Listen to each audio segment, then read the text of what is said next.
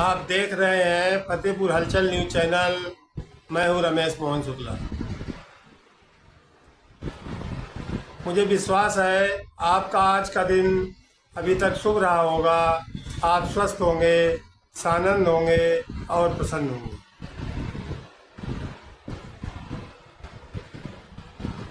पिछले 2 दिनों से पूरे देशवासियों ने होली का पर्व उत्साहपूर्वक मनाया। उत्तर प्रदेश में और फतेहपुर में भी होली जमकर खेली गई और कहीं से किसी विशेष अप्रिय घटना की सूचना नहीं मिली, जिसके लिए एक बार फिर से प्रशासनिक अधिकारियों को कोट से धन्यवाद। वैसे तो हमारे फतेहपुर में भी और प्रदेश और देश में भी होलिकोत्सव अष्टमी तक मनाया जाता है। ये उत्सव है, उत्सव का त्यौहार है और उत्सव 8 दिन तक चलते रहे। आज हम बात कर रहे हैं नदियों के संबंध में। नदियाँ जो कभी भारत की जीवन रेखा कही जाती थी, रेलवे के विस्तार के पूर्व इस देश की सभ्यता की धुरी ये नदियाँ ही थी और बड़े बड़े शहर, महानगर, उद्योग, कल कारखाने इन्हीं नदियों के तट पर ही बनाए थे। ये नदियाँ न केवल आवागमन का साधन थी, वरन करोड़ों करोड़ किसानों के पेट और उनकी आमदनी के लिए उनके खेतों के में सिंचाई का साधन भी। विज्ञान की उन्नति के साथ साथ तमाम तरह की सुविधाएं बढ़ी। रेलवे लाइनों का देश में विस्तार हुआ। अब रेलवे को लाइन लाइफ कहा जाने लगा। लेकिन इससे नदियों का महत्व कम नहीं होता। कम होता है मनुष्य की उस सोच पर से जिसके कारण आज देश की अधिकांश नदियां प्रदूषित होकर बह रही हैं। अभी आपने कुछ दिनों पूर्व सुना होगा, प्रयागराज कुंभ में गंगा नदी की जो जल का स्तर था, गंदगी का स्तर था, उस पर खूब हो हल्ला मचा। पिछले जब अटल बिहारी वाजपेयी की सरकार थी केंद्र में, तब से नदियों को साफ करने की योजनाएं चलाई जा रही। तब से अब तक न जाने कितने अरब खरब रुपए की राशि नदियों की स्वच्छता के नाम पर अधिकारियों की, नेताओं की, इनकी जेब में जा चुकी। लेकिन नदियाँ अभी भी अपवित्र हैं, नदियाँ अभी भी प्रदूषित हैं, नदियाँ अभी भी गंदी। आज मेरा ये वीडियो बनाने का कारण सिर्फ एक है कि ये सरकार जो अपने आप को भारतीय संस्कृति के पुनरुद्धार का कारण मानती है, उस सरकार में भगवान राम की तपस्या स्थली चित्रकूट में पिछले 1 महीने से वहाँ के प्रबुद्धजन मंदाकिनी बचाओ आंदोलन चला रहे हैं। मंदाकिनी जिसका एक नाम पयस्विनी भी है, यानी उसका जल दूध के समान होता था, इतना स्वच्छ होता था।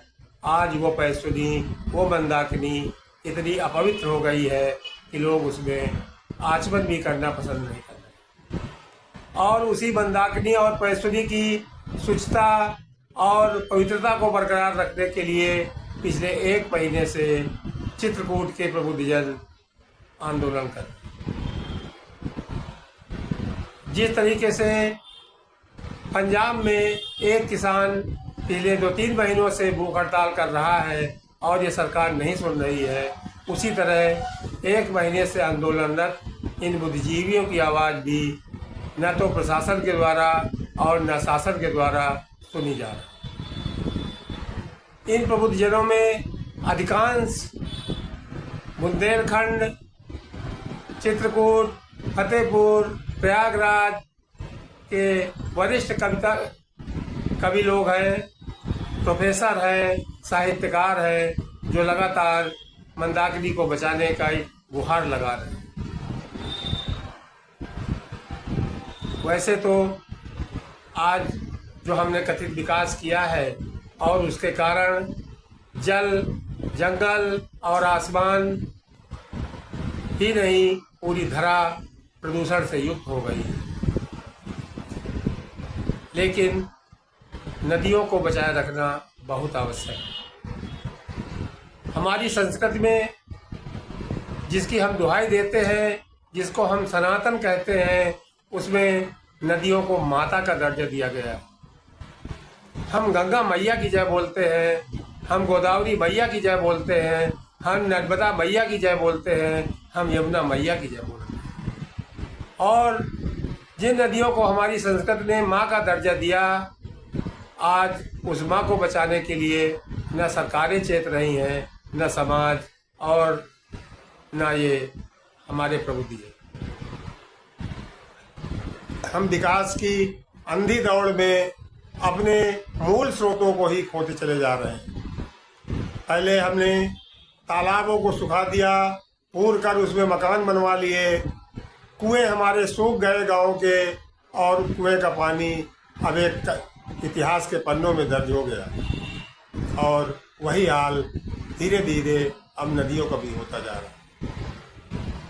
जिस तरीके से विकास के नाम पर, बिजली के बनाने के नाम पर नदियों में डैम बनाए जा रहे हैं, उनको रोका जा रहा है, उनको छेड़ा जा रहा है, हमारी नदियाँ भी धीरे धीरे विलुप्त हो जाएंगी। फिर हम कैसे कह सकेंगे कि हम उस देश के वासी हैं जिस देश में गंगा बहती है? हम कैसे कह सकेंगे कि हमने सनातन की प्रत्येक वस्तु को संरक्षित करने का काम किया था? सनातन से जुड़ी हुई हर वस्तु को हमने पूजा सिर्फ इसलिए था कि वो संरक्षित रह सके, चाहे वो पेड़ हो, चाहे वो नदियाँ रही हों, चाहे वो पहाड़ रहे। सरकारें जनता द्वारा चुनी जाती हैं। निश्चित रूप से सरकारें वही करेंगी जो जनता चाहेगी। लेकिन आज के माहौल को देखते हुए ऐसा नहीं लग रहा कि जनता यही चाह रही है कि नदियाँ साफ। क्या किसी दल विशेष को वोट देकर उसकी सरकार बनवा देना यही हमारा लोग कर्तव्य रह गया? क्या केवल इतनी ही हमारी जिम्मेदारी है? हमारी जिम्मेदारी तो वोट देने और सरकार बनाने के बाद और अधिक बढ़ जाती है, सरकार पर दबाव बनाने की कि हमने जिस उद्देश्य से तुमको मत दिया था, तुम्हारी सरकार बनवाई थी, वो कार्य भी आपको करना ही होगा। नदियों को बचाना न केवल आवश्यक है, वरन मानव सभ्यता आगे भी जिंदा रहे, आगे भी बरकरार रहे, इसके लिए भी आवश्यक है। मुझे विश्वास है कि हमारी सरकारें और हमारा समाज दोनों नदियों को संरक्षित करने के लिए आगे आएगा और इनका पुनरुद्धार करेगा। आप देख रहे हैं फतेहपुर हलचल न्यूज़ चैनल। मैं हूँ रमेश मोहन शुक्ला। धन्यवाद। जय हिंद, जय भारत।